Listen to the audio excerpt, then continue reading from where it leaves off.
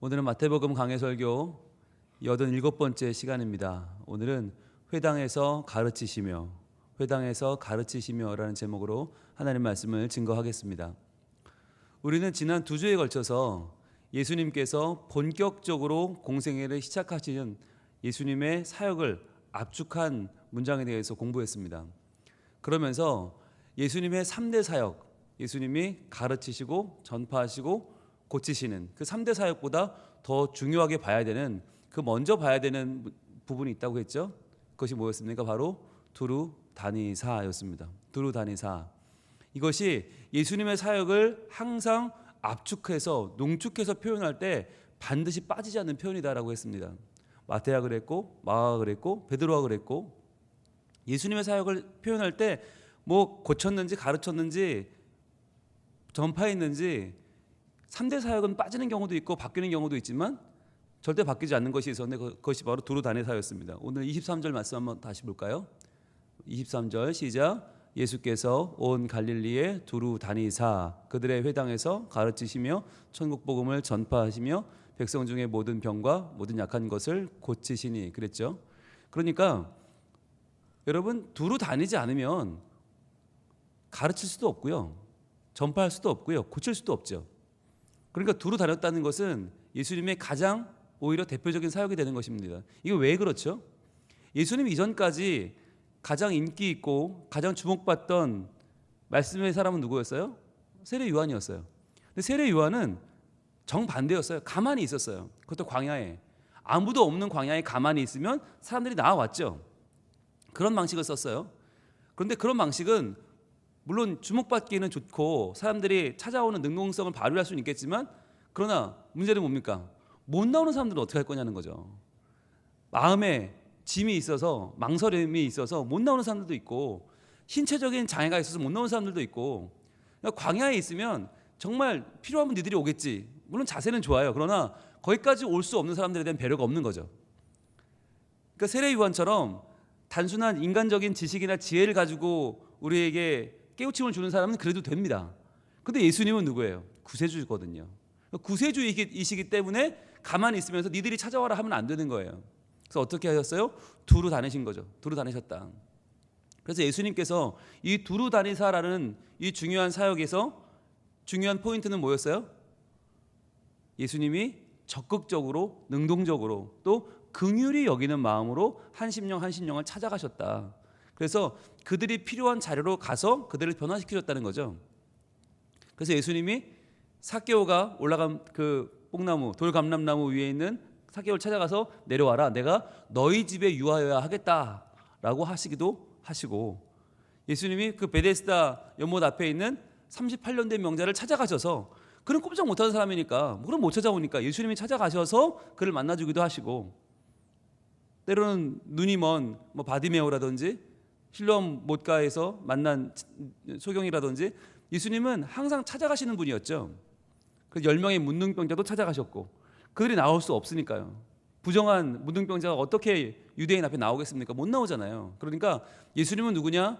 우리가 나아갈 수 없을 때 우리를 찾아오시는 분이다 라고 하는 것이 첫 번째 포인트였고, 지난주에 우리가 봤던 내용이 뭐냐면, 두루 다니시는 예수님의 모습은 뭐였냐면 바로 하나님의 증거다 그랬습니다. 바로 예수님이 하나님의 아들이신 증거가 뭐냐? 두루 다니시는 모습이다. 왜냐하면 하나님은 누구냐면 두루 다니시는 하나님이에요. 두루 다니시는 하나님, 바로 출애굽 사건, 하나님이 온 천하 만국의 이스라엘의 하나님 되심을, 하나님이 이스라엘의 하나님이고 이스라엘은 하나님의 백성됨을 알려주는 가장 중요한 사건이 바로 출애굽이라고 했죠. 그때 10가지 재앙을 직접 행하신 분이 하나님이시다. 그리고 마지막 장자가 죽는 그 마지막 순간에 온 천지를 두루 다니면서 그 심판을 행하신 분이 하나님이시고, 그 심판 가운데 구원 사건이 일어났죠. 여러분, 그 마지막 재앙, 장자가 죽는 재앙은 자연적인 재앙이 아니었죠. 어떻게 할 수 있습니까? 어떻게 자연 재앙이 아니죠? 똑같은 애굽 경내에 있었는데 이스라엘 사람들은 안 죽었잖아요. 이스라엘 사람들은 어린 양의 피로 문설주에 바른 사람들은 안 죽었고 나머지만 죽었단 말이죠. 그것을 가지고 우리는 하나님이 두루 다니시면서 행하신 심판이요, 그것이 이스라엘 백성에게 이룬 구원이다 라고 했습니다.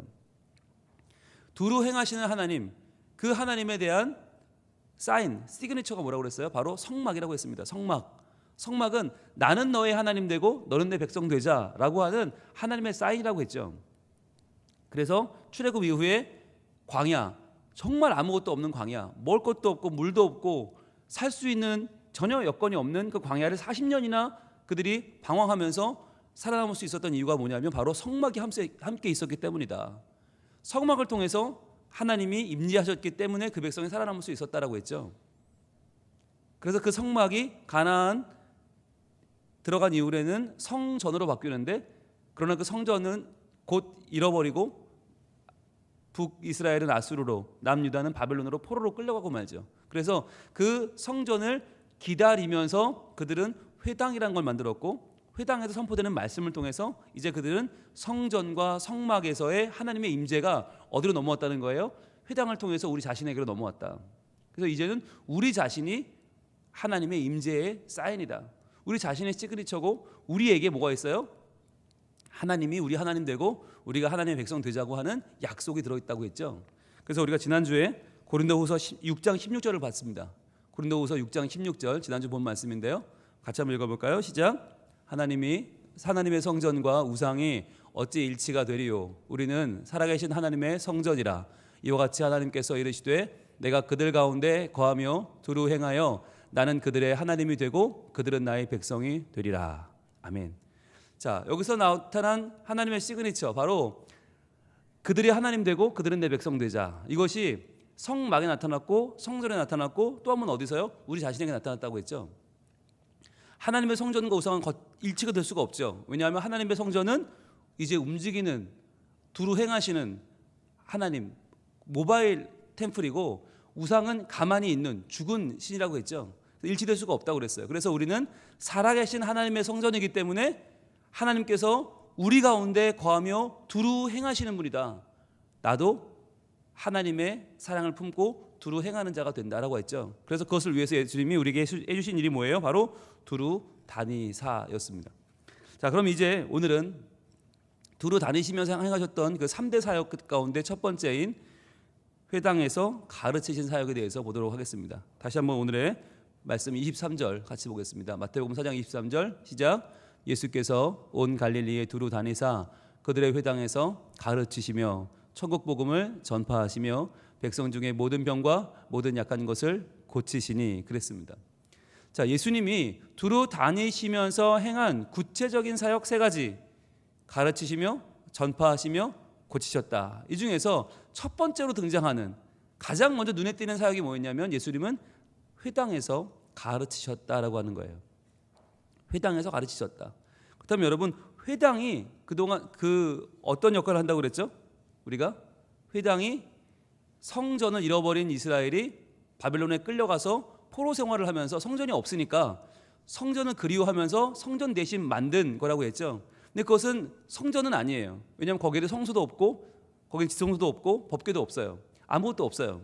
그냥 유대인들의 모임에 불과해요. 그런데 그 모임에서 무엇을 읽었나? 하나님의 말씀을 읽었다는 거예요. 그래서 그 말씀을 통해서 하나님의 임재가 우리 가운데 임하는 것을 경험할 수 있었다. 그래서 거기에 대해서 예루살렘 사도회의에 참석했던 사도 야고보는 이렇게 말을 합니다. 사도행전 15장 21절입니다. 사도행전 15장 21절은 그 당시 회당이 어떤 역할을 했는지를 아주 잘 보여주고 있습니다. 같이 읽겠습니다. 시작. 이는 예로부터 각 성에서 모세를 전하는 자가 있어 안식일마다 회당에서 그 글을 읽음이라 하더라. 자, 이 야고보 사도가 예루살렘 공의회에서 회의를 하면서 얘기한 내용인데요. 예로부터 각 성마다 뭐가 있었냐면 모세를 전하는 자가 있었다는 거예요. 모세를 전하는 자. 모세는 여기서 모세오경을 말하는 겁니다. 율법입니다. 토라입니다. 창세기, 출애굽기, 레위기, 민수기, 신명기, 이 5개의 책을 전하는 자가 있었다는 거예요. 근데 어디서 전했냐? 안식일에 회당에서 전했다는 거죠. 안식일에 회당에서. 그러니까 예수님께서 이 땅에 오셔서 부활하셔서 주일이 우리에게 주어지기 전까지는 안식일이 온 유대인들의 가장 귀한 날이었습니다. 그 날에 회당에서 그 글, 바로 모세가 전한 모세오경을 읽는 것이 그들의 전통이었다는 거예요. 왜냐하면 바벨론에서는 예배를 드릴 수 없잖아요. 그 당시 예배는 어디서 드려요? 성전에서 드려야 되는데 성전이 없어요. 성전이 없으니까 번제도 드릴 수 없고 화목제, 속건제 다 드릴 수 없으니까 어떻게 해요? 하나님의 말씀을 읽는 것으로 대신한 거죠. 하나님의 말씀을 읽고 그 뜻을 다시 깨닫고 가르치고 다시 한번 예수님의 마음을 회복하는 것으로 그들이 예배를 대신했던 거예요. 그래서 안식일에 모여서 말씀을 읽었던 것이죠. 모세오경을 읽었던 것이죠. 자, 여러분, 그래서 회당은 그 당시에 회당은 물론 길을 다니는 과객들을 묵게 해주는 곳도 됐고 그들에게 양식을 공급하는 곳도 됐어요. 순례자들이 지나가는 곳이었어요.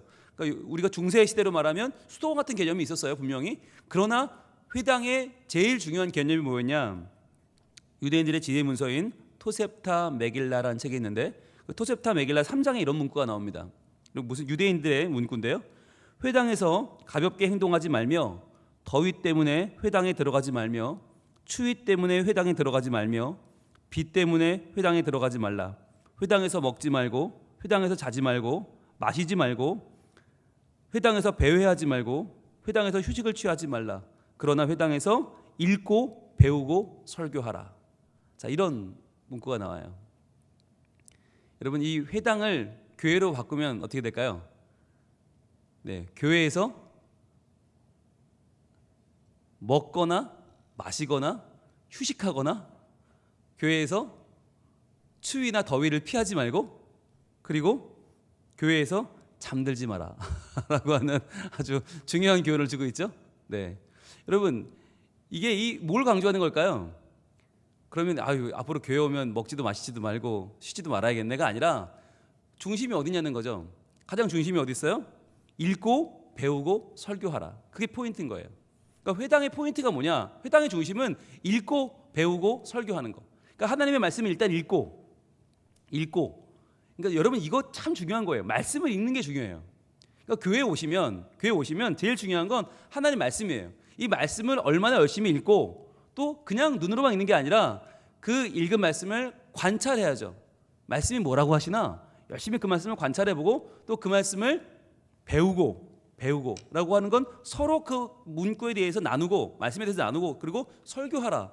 그 말씀이 우리 삶에 어떻게 적용될 수 있는지를 계속 나누라는 거죠. 그래서 여러분, 교회는요 1차적으로 말씀이 선포되는 곳이고 말씀을 읽는 곳이고 말씀을 나누는 곳입니다. 저희 교회가 지금 말씀 묵상 훈련학교를 하고 있는데 금요일마다 2시간씩 치열하게 말씀에 대해서 논쟁이 벌어지고요. 치열하게 말씀이 오가고요. 그리고 가정에서 숙제를 하시느라고 이분들이 계속 말씀을 붙잡고 삽니다. 일주일 내내 말씀과 함께 동행하고 있습니다. 저는 참 좋은 모습인 것 같아요. 우리가 언제 이렇게 해보겠습니까?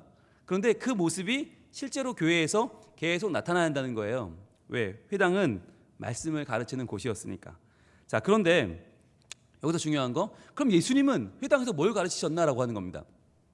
예수님이 가르치신 내용을 분명히 우리는 알아야 되는데, 여러분, 예수님이요 분명히 랍비라고 부름을 받았습니다. 랍비는 가르치는 사람 맞아요. 그러나 중요한 거, 성경이 교육적인 책이긴 합니다.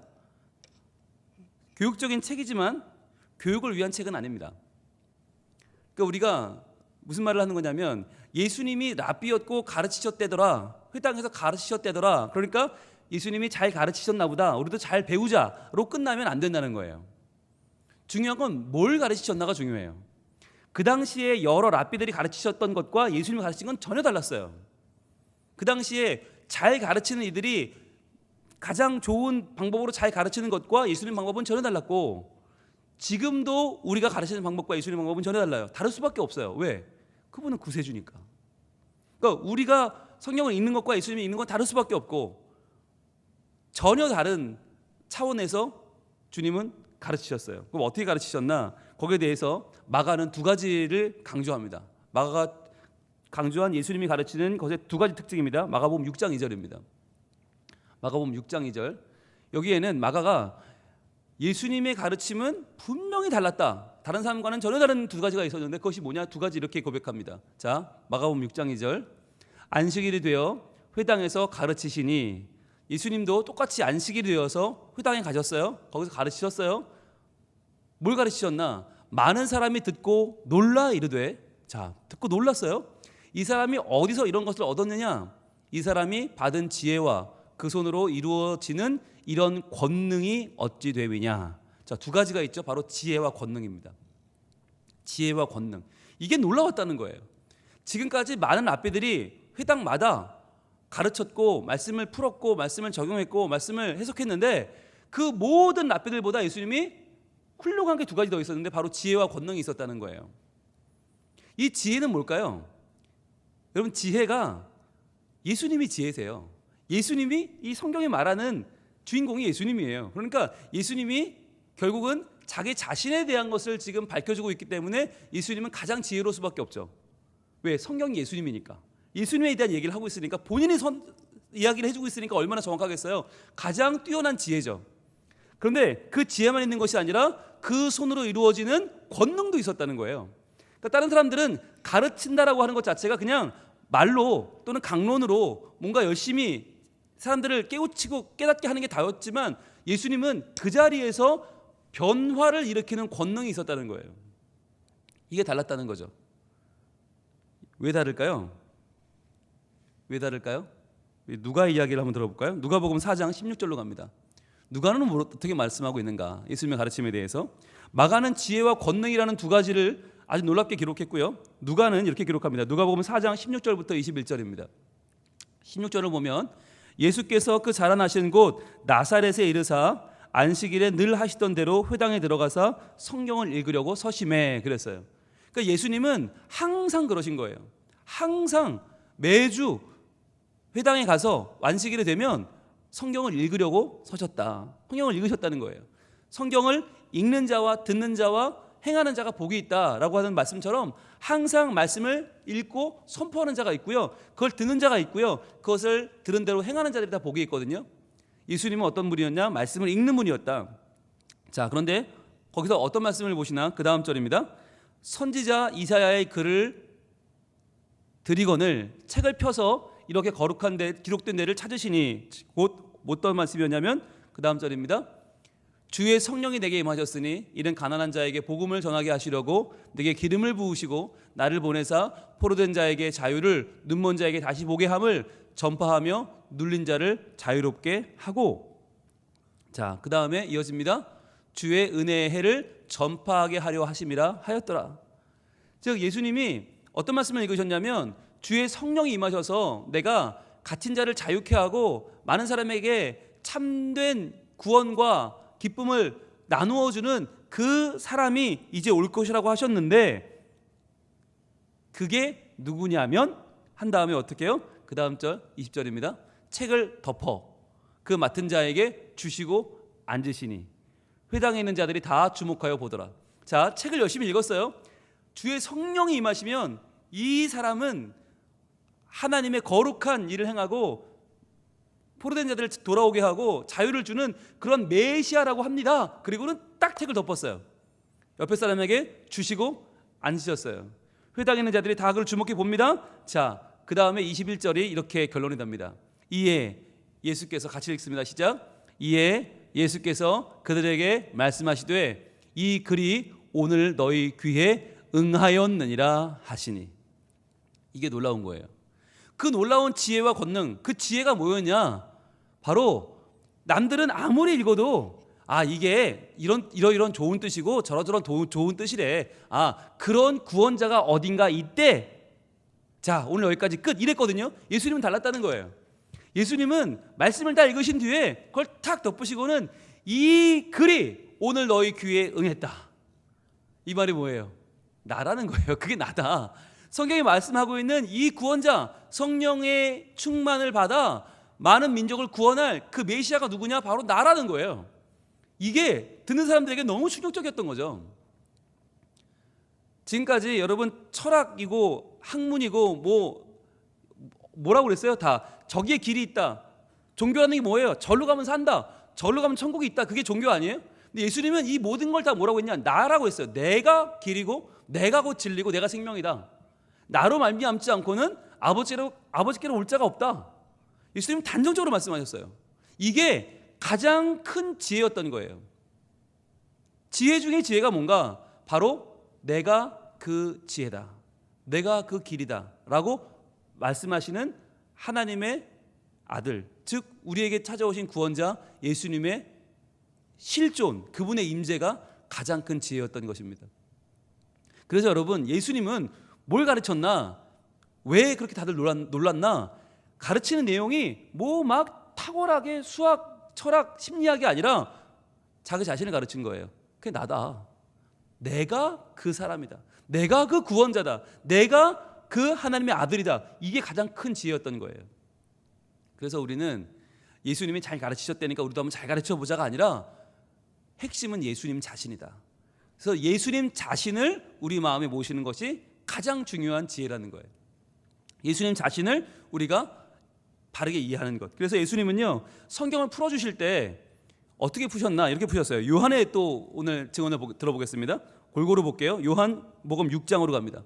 요한복음 6장 49절에는 예수님이 성경을 어떻게 읽으시고 어떻게 해석하시고 어떻게 적용하시는지가 나타나요. 자, 바로 모세 오경에 나온 만나의 이야기, 광야에서 만난 만나 이야기를 예수님이 이렇게 풉니다. 요한복음 6장 49절, 너희 조상들은 광야에서 만나를 먹었어도 죽었거니와, 이렇게 표현을 해요. 그러니까 너희가 들었지, 광야에서 만나 먹었다는 얘기 들었지, 만나 얼마나 신기한 하나님이 주신 도우심이니, 얼마나 굉장하니, 그런데 그것 먹고도 죽지 않았느냐. 그러니까 너희가 그렇게 귀하게 여기는 만나, 그래서 오죽 만나가 귀하면 만나를 항아리에 넣어서요, 그걸 법궤에 넣었잖아요. 법궤에 들어있는 게 뭐뭐 있어요? 십계명 돌판이랑 만나가 들어있는 항아리랑, 그리고 지팡이, 아론의 쌍난 지팡이죠. 그 세 가지가 들어있죠. 이 세 가지가 뭘 상징하는 겁니까? 이게 너무 놀랍고 신기한 하나님의 임재의 사건 아니에요. 근데 그 중에서 만나가 들어있을 정도로 이 만나가 너무너무 신기하고 너무너무 감사한 거 아니에요. 광야에서 살도록 버티게 해준 하나님의 능력이니까. 그런데 문제는 만나를 먹어도 죽었다는 거예요. 여러분, 이런 권세가 누구한테 있을까요? 사람들은 이런 말을 못해요. 왜? 이건 모세오경에 나오는 이야기니까. 게다가 모세가 기도해서 하나님이 만나를 주셨는데 만나도 지금 과번에 죽겠는데 만나 먹고 죽었다는 얘기를 어떻게 해요? 예수님이 하세요. 근데 어떻게 이어집니까? 50절입니다. 이는 하늘에서 내려오는 떡이니 사람으로 하여금 먹고 죽지 아니하게 하는 것이니라. 자, 그러니까 만나보다 더 나은 게 있다는 거예요. 너희 만나 굉장히 존경하고 좋아하는데 만나 먹어도 다 죽는다? 그런데 그거보다 더 좋은 게 있어. 하늘에서 내려오는 떡이 있는데 사람으로 하여금 먹고 죽지 아니하게 하는 것이 있어. 그러니까 만나보다 더 한 길 위라는 거죠.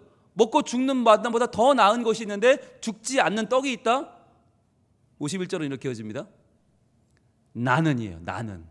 여기서 중요한 거. 그러니까 성경을 읽고 해석할 때 항상 예수님의 결론은 뭐냐? 나예요. 나. 예수님. 왜? 성경이 말하는 게 예수님이니까. 나는 하늘에서 내려온 살아있는 떡이니 사람이 이 떡을 먹으면 영생하리라. 내가 줄 떡은 곧 세상의 생명을 위한 내 살이라 하시리라. 이게 어마어마한 거예요. 예수님이 성경을 읽고 풀어줄 때 많은 사람들은 성경에 그런 이야기가 있었지. 그래, 맞아. 여기까지 동의해요. 그런데 예수님은 여기서 끝나는 게 아니에요. 예수님의 지혜는 한 걸음 더 나가서 그게 나에 대한 이야기다. 만나는 나의 그림자다라는 거예요. 왜 하나님 너희가 만나 주셨는지 아느냐? 하늘에서 온 그 떡을 먹고 사람들이 죽었지. 그걸 먹고도 사람은 때 되면 죽는다. 그러나 이제 하늘에서 내려온 진짜 더 나은 생명의 떡을 먹으면 이 땅에서만 사는 게 아니라 영생의 삶을 산다. 더 나은 삶을 산다. 그 떡이 누구냐? 나라는 거예요. 그걸 예수님이 강조하셨다는 거죠. 그 말씀의 뒤에 보면 59절이 이렇게 끝납니다. 요한복음 6장 59절입니다. 이렇게 끝나요. 같이 읽습니다. 이 말씀은 예루살렘 가버나움 회당에서 가르치실 때에 하셨느니라. 그랬어요. 그러니까 예수님이 이러한 방식으로 가르치셨다는 거예요. 가버나움 회당. 가버나움은 베드로의 집이 있는 곳이고, 가버나움은 갈릴리 지역, 갈릴리 호수 근방 지역에서도 아주 핵심적인 지역입니다. 여기서 예수님이 공생애를 다 보내셨죠. 예수님의 선교센터가 있는 곳이 가버나움이에요. 이 가버나움 회당 지금도 있습니다. 지금도 가버나움에 가면 회당 자리가 있어요. 거기서 주님이 가르치실 때 많은 사람들이 그냥 아멘, 아멘, 아이고 참 좋은 얘기 들었습니다, 은혜 받았습니다, 그리고 간 게 아니라 깜짝 놀라서 정말 정말 그렇구나. 이분이 하나님이시구나. 이분이 하나님의 아들이고 이분이 구세주고 이분은 믿어야 사는구나. 이분이 참 떡이구나 라고 모두가 함께 느꼈다는 거예요. 여러분, 그게 성경을 읽는 방법이에요. 그게 예배드리는 방법이에요. 그러니까 성경을 읽고 나서 그냥 뭐 착하게 살라더라, 열심히 살면 된다더라가 아니에요. 성경을 읽으면서 일반적인 사람들의 지혜, 일반적인 사람들의 지식에서 그냥 조금 더 사랑하면 좋대더라, 이게 아니라 성경에서 뭘 발견해야 되는가? 예수님이 주님이라는 걸 발견해야 돼요. 예수님이 구세주시고 성경에서 구약에서 말하는 그 모든 것들이 오실 메시아에 대한 그림자고 오실 메시아에 대한 예고편이고 오실 메시아를 선포하는 내용들이고 신약은 오신 메시아에 대한 증거며 고백이라는 것을 우리가 알고 성경을 봐야 한다는 거예요. 그래서 성경을 해석할 때 가장 중요한 해석의 기준이 뭐냐? 예수 그리스도 중심의 해석이라는 거예요. 왜? 예수님이 그렇게 해석을 했으니까. 예수님이 모든 것을 자기를 나타내는 것들로 말씀하셨기 때문에 이사야가 기록했던 주의 성령이 내게 임하시면 내가 권능을 받고 내가 사람들을 자유롭게 한다? 그건 나에 대한 이야기다. 맞나? 그건 나에 대한 그림자다. 주님이 다 그렇게 푸셨거든요. 그러니까 이제 우리도 말씀을 대할 때 말씀 가운데서 예수님의 구세주 되심을 발견해야 한다는 거예요. 예수님의 능력, 예수님의 우리를 변화시키는 힘을 발견해야 된다는 거예요.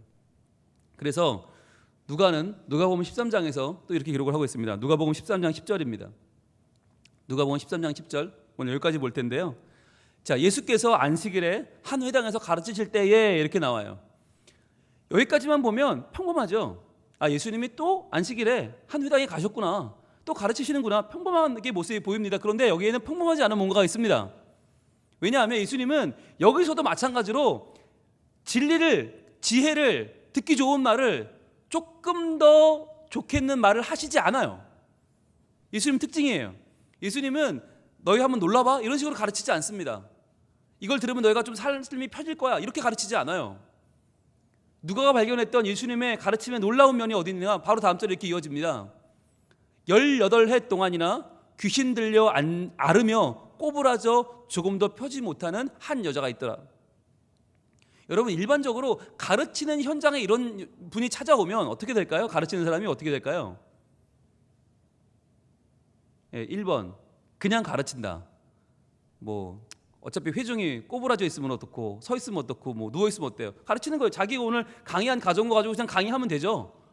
1번이죠. 2번 어떻게 될까요? 스태프들을 부르겠죠. 불편하니까 저분 좀 나가게 해달라고, 저분 좀 내보내달라고 하겠죠. 왜? 저분 때문에 신경이 쓰여서 사람들이 웅성웅성 할 테니까. 근데 예수님 어떻게 했을까요? 누가가 볼 때, 누가는 의사 아닙니까? 의사가 볼 때 이 분은 지금 18해 동안이나, 이 표현이 얼마나 중요한 표현이에요. 18해 동안이나 그 긴 시간 동안을 귀신 들려 앓으며 꼬부라져 조금도 펴지 못한다. 이 의사가 볼 때 정확하게 이 여인에 대한 상태를 표현한 거죠.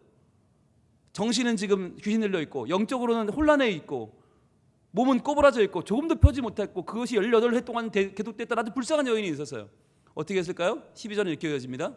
예수께서 보시고 불러 이르시되. 자, 예수님은 제3의 방법을 쓰십니다. 무시하고 진행하는 것도 아니고 내보내는 것도 아니고 불러서 이르세요. 보시고 불러 이르시되. 그러니까 예수님은 지금 목적이 뭐예요? 가르치는 게 목적이 아니에요. 가르치시되 이 글자를 가르치는 게 목적이 아니라 진짜로 뭘 가르치려고 하시느냐? 그 힘들고 어렵고 불쌍한 18해 동안이나 귀신 들려 앓으며 꼬부라져 조금도 펴지 못하던 그 여인을 보시고 불러 이르시되 뭐라고 하세요? 여자여, 내가 내 병에서 놓였다 하시고. 지금 예수님의 가르침 가운데 뭐가 나오는 거예요? 이게 권능이죠. 아까 마가가 강조했던 지혜와 권능 가운데 이제 권능이 나타나는 거죠. 예수님의 가르침은 단순한 더 나은 가르침이 아니라 그 가르침의 현장 가운데 권능이 나타났단 말이에요. 여기서 말하는 여자여라는 표현은 굉장히 우대하는 표현입니다. 여러분 오해하시면 안 됩니다. 예수님이 가나의 혼인잔치에서 어머니가 찾아와서 예수님께 여기 포도주 떨어졌다는데 어떻게 하면 좋냐고 그럴 때 예수님이 어머니한테 여자여 그러거든요. 여자여 아직 내 때가 이르지 아니하였나이다. 여자여는 굉장히 높이는 말이에요. 여기서 말하는 여자여도 굉장히 높이는 말이에요. 여자여, 여인이여, 내가 내 병에서 놓였다. 왜일까요? 왜 놓인 걸까요? 그동안 18해 동안이나 아파왔어요. 그런데 왜 지금 놓였을까요? 이유는 하나죠. 예수님을 만났으니까. 예수님을 만났기 때문이죠. 그분 앞에 나와서 그분이 만나주셨기 때문이죠. 두루 다니사 그분을 만나기까지 여기까지 하시는 거죠. 만나셔서 어떻게 해요? 13절입니다. 이렇게 이어집니다. 안수하시니. 자, 그렇게 말씀하시며 안수하시니 여자가 곧 켜고 하나님께 영광을 돌리는지라 그랬어요. 이게 권능이죠. 그 자리에서 바로 그 죄를, 그동안에 있던 그 문제를, 아픔을, 고난을 해결해 버리십니다. 안수하시니 곧 펴고 하나님께 영광을 돌려요. 자, 그런데 이 권능에 대해서 사람들은 불편한 거예요. 왜요? 아니 회당이면 안식일이면 가르치기나 할 것이지 왜 가르치지 않고 저렇게 자기 멋대로 고치는 행위를 하는가? 저것도 행위 아니냐? 가르치기나 하지 왜 저러느냐? 사람들은 불만이 많았어요. 14절입니다. 회당장이 예수께서 안식일에 병 고치시는 것을 분내어 화를 내는 거예요. 화를 내면서 물에게 이르되 뭐라고 해요? 일할 날이 엿새가 있으니 그동안에 와서 고침을 받을 것이요 안식일에는 하지 말 것이니라 하거늘. 여러분 그동안 이 안식일이 얼마나 삐뚤어졌는지를 보여주는 거예요. 얼마나 이 회당이라고 하는 곳이 얼마나 지금까지 완고하게 지내왔는지를 보여주는 거예요. 아니 지금 가르치다가 주일날 사람이 나왔어요. 고침받고 18해 동안이나 귀신 들려 꼬부라진 그 여인이 나음을 얻었는데 좋아하기커녕 아니 지금 이 회당은 안식일에 가르치는 곳인데 어디 감히 이 안식일에 회당에서 사람을 고치고 있느냐는 거죠. 6날 동안 일하는 날들인데 그날 고쳐야지 왜 지금 고치느냐라고 토를 나는 거예요. 유대인들의 가르침이라는 것이 이렇게 변질돼 버렸다는 거죠. 즉 말씀을 가르친다고 하는 것 자체가 굉장히 지적인 유희가 돼버린 거예요. 아 말씀은 이렇게 말씀하고 있고 하나님은 이렇게 말씀하셨고 너희는 이렇게 살아야 되고 이런 것들이 그냥 듣기 좋은 말, 하기 좋은 말, 그리고 귀를 즐겁게 하는 여러 가지 수식어들로 가득 차서 저 라삐는 공부 많이 했나 봐. 아마 저 그리스 가서 공부한 것 같아. 훌륭한데? 그러면서 그냥 다 집에 가버린 거예요. 아무 변화도 일어나지 않은 거죠. 말씀이 선포되는 과정에서 변화가 일어난다는 것 자체가 너무나 생소한 거예요. 문제가 해결되고 거기서 삶이 변화된다고 하는 것이 너무 낯선 일이 돼버린 거예요. 거기에 지혜여 권능이신 예수님이 나타나시니까 그걸 감당할 수가 없는 겁니다.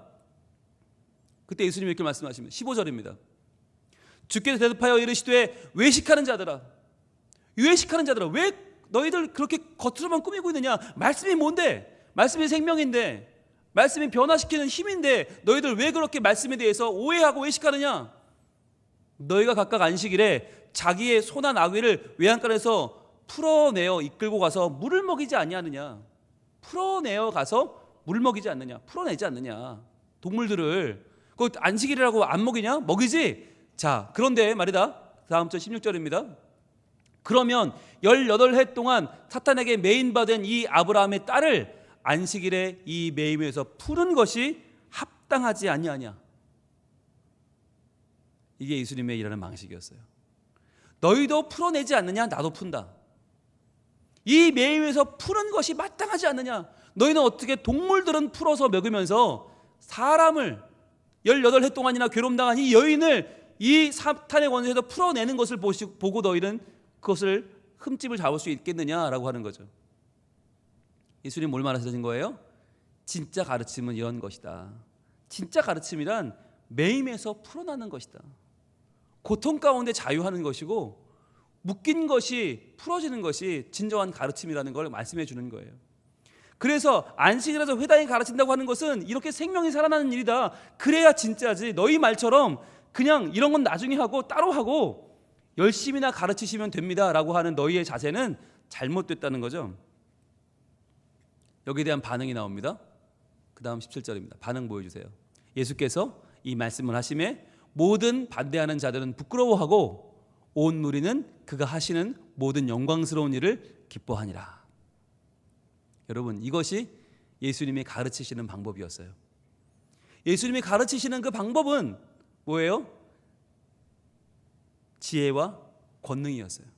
지혜, 가장 지혜 중에 지혜이신 예수 그리스도, 그분이 내가 성경에 말하는 그 주인공임을 선포하시는 것. 그래서 그냥 좋은 이야기, 뜬구름 잡는 이야기가 아니라 예수님 중심의 말씀 해석. 주인공이 누구냐, 그게 누구를 가리키는 말이냐를 올바로 말해주는 지혜가 있었고, 또 하나는 그 자리에서 하나님의 능력으로 변화시키는 권능이 있었다. 두려워하지 않은 것입니다. 두려워하지 않고 이 회당에서 안식일에 이런 걸 해도 되느냐 마느냐 이걸 따진 게 아니라 더 중요한 생명을 살려내는 일, 묶인 영혼을 풀어내는 일에 주님은 중심을 두신 것이에요. 우리가 하나님의 말씀을 이렇게 배웁니다. 가르칩니다. 그럴 때 정말 중요한 포인트가 여기 있습니다. 우리가 말씀을 들으면서 뭘 들을 것입니까? 오늘은 좀 서론이 어떤 예화가 나올까? 오늘은 어떤 이야기가 나올까? 어떤 또 논리적인 이야기가 나올까? 어떤 흥미로운 이야기가 나올까가 중요한 게 아니라 우리가 말씀을 배울 때, 가르칠 때 중요한 건 예수님이에요. 예수님이 하나님의 아들이시다. 예수님이 구세주다. 예수님이 날 살리신다. 이걸 우리가 붙잡아야 그날은 제대로 배운 거예요. 제대로 그날 예배 드린 거예요. 제대로 말씀을 들은 거예요. 그리고 또 하나 뭐예요? 내 마음이 변화가 돼야 돼요. 묶여있는 나의 삶이 그 자리에서 자유를 얻어야 돼요. 그러려면 어떻게 합니까? 완고하게 꽉 매어 있으면 안 돼요. 풀어줘야 돼요. 주님의 마음을 내게 주시옵소서. 주님, 내 마음은 지금 선한 게 하나도 없고요. 다 지금 딱딱하게 얽어매어 있고요. 지금 자물쇠가 잠겨져 있고요. 상처받을까 봐, 또 내가 욕먹을까 봐 남의 눈치 보고 있고요. 주여, 이런 마음을 내가 열어드리오니 주여, 내 마음속에 주님 오셔서 주님 마음을 내게 주시고 주님의 사랑으로 나를 감싸주셔서 내가 자유를 얻게 해 주옵소서. 그 마음을 가져야 되는 거예요. 여러분, 거기에 대한 기대가 필요합니다. 여러분, 설교 들으러 나오는 거 아닙니다. 절대 여러분이 설교를 잘 들어서 오늘 내가 설교를 듣고 뭔가 보람을 느끼자, 그거 아닙니다. 진짜 중요한 건 내가 예수님을 오늘 다시 만나자는 거예요. 예수님을 다시 알고 다시 만나고 다시 영접하고 예수님으로 내 마음을 다시 한번 녹여서 완고해진 내 마음, 세상을 향해 가는 내 마음이 완전히 그 묶음이 풀어지고 사망 권세에 묶여 살고 돈에 묶이고 명예에 묶여 사는 내 마음이 완전하게 풀어져서 주님의 마음을 갖고 돌아가게 되는 것. 그래서 내가 주님 안에서 치유와 다시 한번 부활을 경험하는 것이 하나님의 말씀을 받고 예배하는 목적이라고 하는 것입니다. 오늘 우리가 이 일을 주님 앞에 구합니다. 보소서 주님, 나의 마음을. 선한 것 하나 없습니다. 그러나 내 모든 것 주께 드립니다. 사랑으로 안으시고 날 새롭게 하소서. 주님 마음 내게 주소서. 주님 마음 내게 주소서. 나를 향하신 주님의 뜻이 이루어지도록 주님 마음 내게 주소서. 여러분, 이 찬양을 부를 때 다른 것, 이 시간에 다른 것 구하지 않고 오직 하나를 구하면 좋겠습니다. 주님이 내 안에 가득 오셔서 오늘 이 말씀 가운데 예수님을 깨닫게 하시고 예수님으로 내 마음 채워지게 하시고, 그래서 내 마음을 채우고 있는 다른 주인된 모든 것 다 사라지고 주님만 가득 차게 하여 주옵소서. 주님만 내 삶의 주인 되시고 주님 마음으로 내 마음 가득 차서 주여, 내 마음이 하나님 안에 날아오르는 행복한 이 시간이 되게 하시고 주님 안에 자유를 얻게 하여 주옵소서. 주님, 내 마음을 주님께 드립니다. 찬양하겠습니다.